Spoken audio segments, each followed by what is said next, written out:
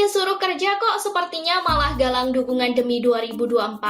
Akhlak, ditulis oleh T. Anugroho di siwa.com. Video rapat paripurna Kabinet Indonesia Maju yang kemarin tersebar luas di jagat maya telah membuat arah angin terbalik menerpa para menteri yang visi misinya tidak sesuai dengan visi misi Presiden Jokowi. Pada awal pembentukan Kabinet Indonesia Maju, Presiden Joko Widodo telah dengan tegas dan jelas akan melakukan reshuffle jika ada menteri yang menjalankan visi misi tidak sesuai dengan visi misi Pak Presiden Joko Widodo.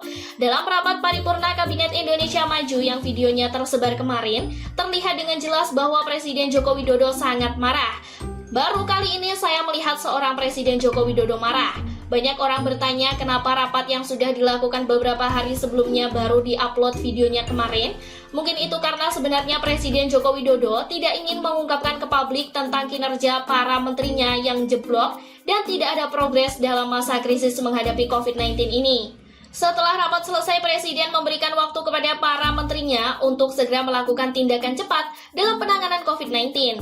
Tapi mungkin dalam kurun waktu 11 hari setelah rapat tersebut berlangsung, Presiden Joko Widodo masih tidak melihat perkembangan kinerja yang bagus dari para menterinya.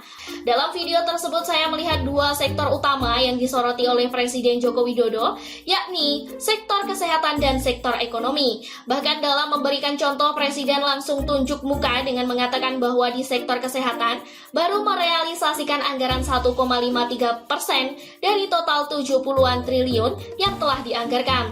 Masih di sektor kesehatan yang lain yang khususnya dalam masa krisis pandemi COVID-19 ini, ada gugus tugas yang ternyata kinerjanya tidak secantik Dr. Raisya sang juru bicara.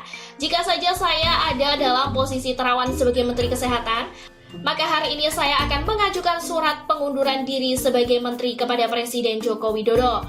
Mengundurkan diri itu bukanlah aib. Kadang mengakui dan jujur bahwa kita tidak kompeten itu adalah sebuah wise. Daripada nanti direshuffle, kan lebih baik mengundurkan diri terlebih dahulu.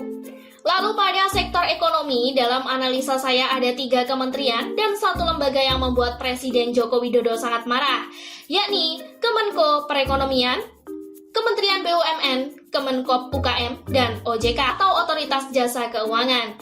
Kemenko Perekonomian mungkin telah membuat marah Presiden Joko Widodo dengan masalah isu kartu prakerjanya, yang dalam tender pemilihan mitranya tidak transparan. Kemenkop UKM jelas tidak terlihat kerjanya karena entah menterinya yang tidak suka disorot media, atau memang karena menterinya tidak tahu harus berbuat apa dalam dunia koperasi dan usaha kecil mikro. OJK juga jelas bahwa lembaga ini hanyalah lembaga yang tidak ada gunanya. Selain hanya untuk pemborosan APBN, lembaga ini juga hanya lembaga surat menyurat. Kirim surat peringatan ke sana kemari tapi tidak ada langkah nyata yang dilakukan selain hanya berkutat dengan birokrasi. Tapi sayangnya walau lembaga ini tidak ada gunanya, tapi ternyata bisa membuat duit rakyat melayang. Di kasus Jiwasraya contohnya, salah satu petinggi OJK jadi salah satu tersangka.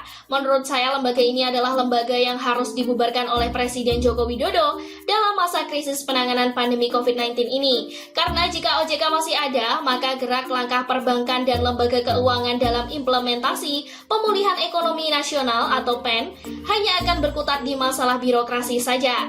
Dan yang terakhir adalah Kementerian BUMN. Kementerian yang dalam pandangan saya adalah Kementerian penganut paham koncoisme, paham pengakomodir pertemanan yang dibungkus dalam bahasa gaul dan kekinian bernama talent pool. Menteri BUMN sudah punya 2 wamen, malah 2 wamennya juga merangkap jabatan sebagai komisaris BUMN. Hebat bos! Saya tepuk jidat untuk Anda. Baru kali ini saya melihat seorang menteri mempunyai 2 orang wakil menteri. Presiden saja hanya punya 1 wakil presiden.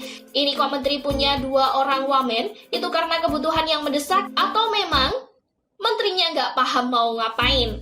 Bahkan yang hebatnya lagi ada aparat keamanan aktif yang diangkat menjadi komisaris. Hebat bos, saya tepuk jidat lagi. Itu memang karena kebutuhan mendesak di BUMN sehingga harus menempatkan para anggota aparat keamanan aktif untuk menjadi komisaris ataukah untuk menggalang dukungan demi 2024 seperti isu yang beberapa waktu lalu center mencuat ke publik.